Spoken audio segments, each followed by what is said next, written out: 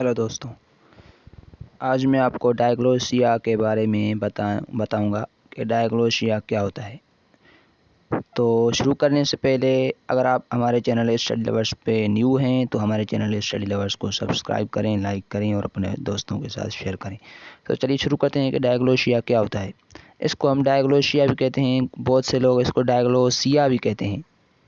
और एक और चीज़ मैं आपको बताऊँ कि डायग्नोसिया की जो स्पेलिंग यहाँ पर लिखी हुई है वो अक्सर जगहों पे यही इस्तेमाल होती है, पर कुछ कुछ जगहों पे DIA से भी शुरू होती है। तो ये जो स्पेलिंग है ये काफ़ी दुरुस्त की गई है, तो आप इसको इस्तेमाल कर सकते हैं इस स्पेलिंग को।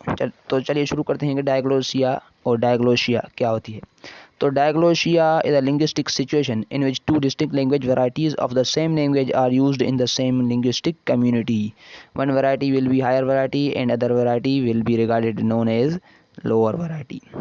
तो diglossia एक linguistic situation है जहाँ पे दो अलग अलग varieties of a same language इस्तेमाल होती हैं, in which two distinct language varieties of the same language are used in the same language in the same linguistic community. तो एक ही लैंग्वेज की दो वैरायटी, मतलब कि लैंग्वेज एक है उसकी वैरायटीज़ दो। अब वो कैसे, वो वैरायटीज़ हम डिस्कस करते हैं कि वो वैरायटीज़ कौन सी हैं। तो एक वैरायटी है उसकी हायर वैरायटी, जिसे हम H लेटर से भी शो करते हैं। H हाई मतलब कैपिटल H। और दूसरी है लोअर वैरायटी जिसे हम कैपिटल L से भी शो करते हैं। तो हायर वैरायटी क्या होती है? Higher variety is prestigious form. Higher variety is prestigious from the language and used in formal setting.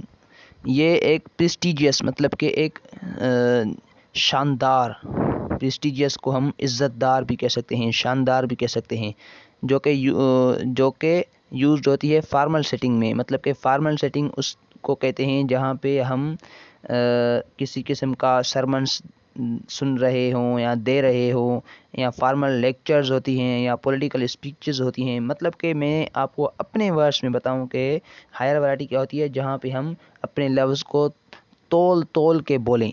मतलब कि एक एक चीज़ को अगर लिखा जाए तो इसमें कोई हर्ज नहीं होगा। ऐसी लैंग्वेज जो होती है उसको हम हायर लैंग्वेज कहते हैं, जो कि हम अपने अपने टीचर्स के सामने भी बात करते हैं। हम अपने फादर के सामने भी जो लैंग्वेज इस्तेमाल करते हैं वो भी हमारी हायर वैरायटी में आती है, क्योंकि हम उसमें ऐसे लफ्ज़ को नहीं चूज़ करते जो कि इनफॉर्मल और जिस जिस जिस जो लफ्ज़ हम अपने दोस्तों के साथ यूज़ करते हैं वो लफ्ज़ हम अपने फादर के साथ स्पीक करने में, बात करने में वो हम यूज़ नहीं करेंगे। तो पोइट्री एंड लिटरेचर को भी हम हायर वैरायटी में रखते हैं, बट बहुत से पोइट्स जो हैं वो और क्रिटिक्स जो हैं वो पोइट्री एंड लिटरेचर को हायर वैरायटी में नहीं कहते। पर अक्सर जो राय है, अक्सर जो कहा जाता है कि पोइट्री एंड लिटरेचर भी हायर वैरायटी में आती है। तो अगर आप हायर वैरायटी में ही इसको कंसीडर करेंगे, अपने पेपर एग्जामिनेशन में हायर वैरायटी में ही पोइट्री एंड लिटरेचर को लिखेंगे तो आप को मार्क्स मिलेंगी, क्योंकि ये हायर वैरायटी में भी अक्सर ये हायर वैरायटी में ही आता है। बहुत से हैं पर वो कुछ हैं, वो अब शायद वो भी अब ख़त्म हो चुका होगा बस। पर पहले जो था वो कुछ पोइट्स वगैरह इसको नहीं कहते थे कि पोइट्री जो है वो इसमें है हायर वैरायटी में। तो हायर वैरायटी हमारी prestigious from the language in formal setting. ये जो है वो हमारी एक सोची समझी हुई लैंग्वेज होती है, मतलब कि जहाँ पे हम अपना लफ्ज़ तोल तोल के निकालें अपने मुंह से, वो हमारी हायर वैरायटी होती है। ये अक्सर हमको राइटिंग फॉर्म में भी मिलती है हायर वैरायटी, क्योंकि राइटिंग फॉर्म हम सोच सोच के लिखते हैं, राइटिंग हम अपनी सोच सोच के समझ के लिखते हैं, तो उसको भी हम हायर वैरायटी में कंसीडर करते हैं। तो चलिए शुरू करते हैं कि लोअर वैरायटी क्या होती है। लोअर वैरायटी जिसको हम कैपिटल L से भी अपीयर करते हैं, अपीयरेंस दिखाते हैं जिसकी। तो लोअर वैरायटी हम इसको बहुत सा रेस्पेक्ट नहीं देते। मतलब कि lower variety is the form with having no or less prestige attached to it and used in giving instructions to workers, to someone you are familiar with in the formal setting, domestic use with household servants। मतलब कि जहाँ पे हमारी familiar, जिसे हम familiar हों, जहाँ पे इनफॉर्मल सेटिंग हो, घरेलू लैंग्वेज हो, एंड हम अपने सर्वेंट्स जो बात करते हैं वो हमारी लोअर वैरायटी में आती है। जो हम अक्सर, मैं आपको अपने लफ्ज़ों में जो कहूँ कि अक्सर हम अपने दोस्तों के साथ बहुत से फ्री होते हैं, तो हम अपने दोस्तों के साथ जो लैंग्वेज इस्तेमाल करते हैं, बस आप समझ लें उसको हम क्या कहते हैं, लोअर लैंग्वेज, लोअर वैरायटी। और हाँ, हायर वैरायटी को हम हायर लैंग्वेज भी कह सकते हैं और लोअर वैरायटी को हम लोअर लैंग्वेज भी कह सकते हैं। तो ये हो गई हमारी डायग्लोसिया, जिसमें 2 वैरायटीज़ आती हैं, जिसे हम higher language and lower language कहते हैं। तो